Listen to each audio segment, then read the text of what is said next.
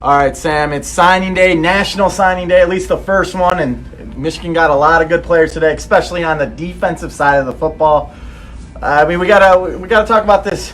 The number one player I feel that they got, their best player, in my opinion, Braden McGregor, the kid out of the port here on the defensive end. He is. I got to see him play early on in his junior year, and the kid's special. I think he has a chance to be a really good football player here. What's your take on him? What kind of player are you envisioning with Braden? Yeah, there's a reason why when Greg Madison left for Ohio State, first guy Jim Harbaugh got on the phone was Braden McGregor.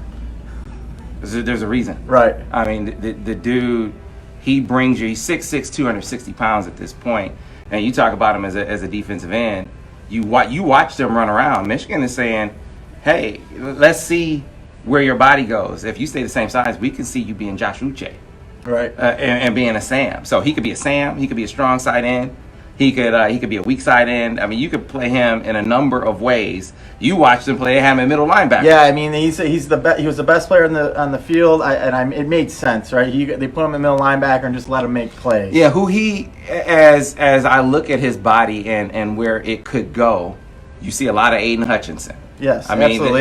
It's easy comparison. Yeah. Both guys come from multi-sport backgrounds. Mm-hmm. Have lacrosse in their background. Similar stature, about 6'6". Mm-hmm. 260 pounds. Aiden's a little thicker. Aiden was about 270, I think, coming in, and maybe Braden will get there. I think Aiden was probably a hair stronger at the same stage of development. I think Braden is a hair quicker or faster. I don't need Aiden coming. I don't need Aiden to come look for me. I mean, both of you guys are good. I don't need him looking for me. But I think as you make the comparison, but the guy who he reminds me of even more than Braden, I hate to draw comparisons to a Buckeye, but Sam Hubbard.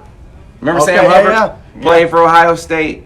Was a lacrosse guy. That transitioned into football. Was an edge bender. Plays for the Bengals now. But just that. It was how long and angular he was and how he could play standing up. Not that Braden can't, not that Aiden can't do that, but Aiden is more of a definite hand in the dirt guy. I'm not convinced that that's going to necessarily be Braden. It may be, but not definitely. You're right. He is, the guy is an imposing physical player. I think mentality-wise, he is the spitting image of Aiden. Aiden gives you that little extra on the football field, that nonstop motor. Braden does the same thing. I mean, case in point, did you see the play that he made? He picked up a personal foul penalty for, it was like a suplex. But sometimes a suplex is okay on the football field, in my opinion. But that's the kind of edge, the kind of physicality that he brings to the table, and ultimately versatility. I mean, he is going to be a guy that plays with his hand in the dirt. But don't be surprised if you see them using him in much the same way you saw them use Josh Uche during his time here. All right, we talked about Braden, but I think we talked about this off camera earlier. This, as far as I can remember, this might be the most special safety haul that Michigan's brought at the back end of the defense. I mean, you got some special players back there, and they're all highly rated, and they all bring that versatility. Not only can they play safety, but you're looking at some possible nickelbacks. You're looking at Viper. You got some guys that they can put on the field multiple. Not all are just going to be stuck at the safety spot. I still give the mantle of most special to last year's haul with Daxton Hill in it, because I think he's. I just think he's the best safety talent that Michigan has recruited in my lifetime. But getting to this haul, it is really good. I think it adds to that. So why, on the heels of a safety class with 2 All-Americans in it, are you coming back taking 3 more safeties? There has to be. What's the thought there if you're Michigan? And my opinion is they looked at what they had and said, we have got to get faster and more athletic at this spot. And it also says, as you watch Michigan late in the season when Brad Hawkins got hurt, what did Michigan do in nickel situations? Who was back on the back end? Think about it.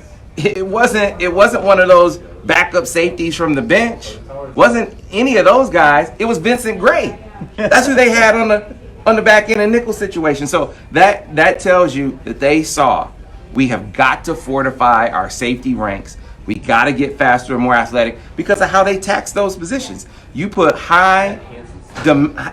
extremely high man-to-man coverage demands on those guys, and teams try to exploit that. And we can look at some of the key losses this year, and we can, Penn State comes to mind, where Michigan got exploited from a faster, smaller receiver taking advantage of a slower safety. And sometimes it's just matchups, but I get what you're saying, where they need to get more athleticism and getting more speed at the back end of the defense. Yeah. So now talk about some of these guys individually. Yeah. So, I know we're talking about the schematics of things and why they went after these guys. Let's talk about what each of these guys brings from your analysis of watching a guy like Morant. So Jordan Morant right now is the one guy in the mix that I think could legitimately day one play either safety position or a Viper. You're talking about a guy that's 6 foot, about 210 pounds, super physical. You watch him early in his high school career, he played some corner.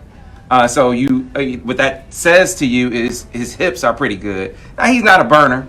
He isn't going to make a living running with KJ Hamler, but good short area quickness and really, really physical. What you lack in speed, you got to be able to make up for in hip fluidity and physicality. And I think he can do that. Now the question is, do you want him in the box? Do you want him playing that Viper spot first? That's something to watch.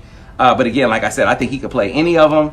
You could put him on the back end. He could be the center fielder. He could be the rover. No problem. I think basically what it's going to come down to is where do the other guys fit best? Because he can fit in any of those spots. Now, when you look at R.J. Moten, his fellow Garden State guy, this is a kid that when you watched his recruitment, it was kind of a meteoric rise. He was a guy that had Buffalo and Rutgers, going back into the winter. But as teams saw him run, opening regionals, these are the shirts and shorts Olympics, but they're still valuable. You can watch a guy on the football field and really get a feel for his football instincts and physicality, but how fast is a guy really? Doesn't lie. How fast is a guy really? Right. So that R.J. Moten is a legit 4.5 guy. R.J. Moten is an explosive athlete that can really, really jump. You pair that with the tape that shows you with him making plays at receiver and tailback, and then you go over to the defensive side of the ball, willing to place a hit. Really good center fielder. I actually think that R.J. Moten could play some corner in the long run. But a very versatile athlete, a dual sport athlete, might get drafted in baseball.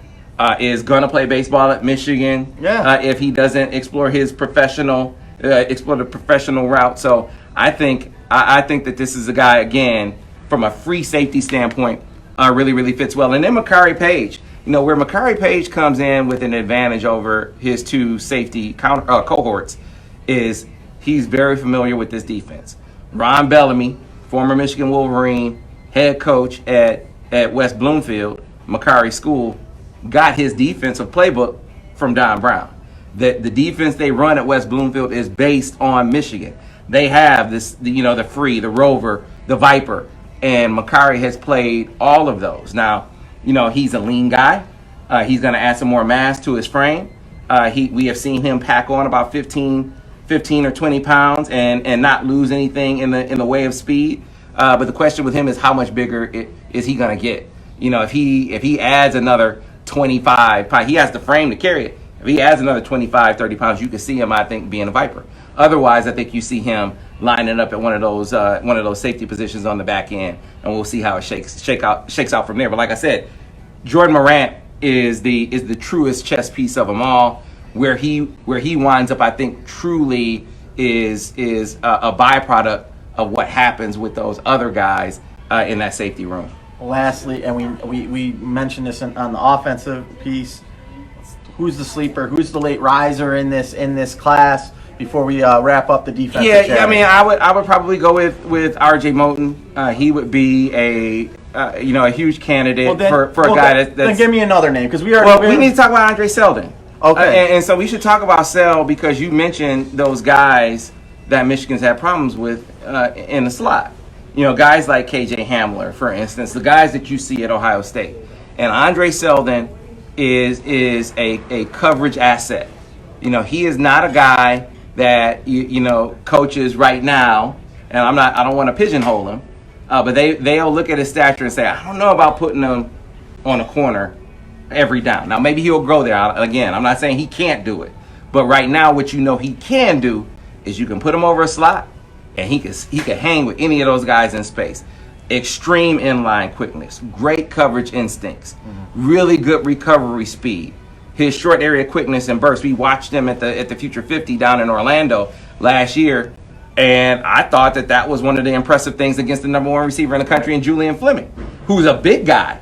But still, you got a chance to really see his makeup speed, and if Julian was able to muscle him off, right, he was able to make up that distance with a quick burst. Drives on the football really, really well. So I think Andre Selden, from a coverage standpoint, in some of those nickel situations, could be a real key for Michigan when it comes to contending with some of those smaller, quicker space guys, some of those speed and space guys that Michigan just tried to get. This will help them stop some of those types of guys on other teams. Well, Sam, you said on the offensive side it was playmakers. The one thing that I liked that was sort of consistent on the defensive side is there was a lot of speed. And there was a lot of speed in the back end. So that's going to wrap up our coverage here on the defensive side of the ball. Look for all our coverage and more on the MichiganInsider.com.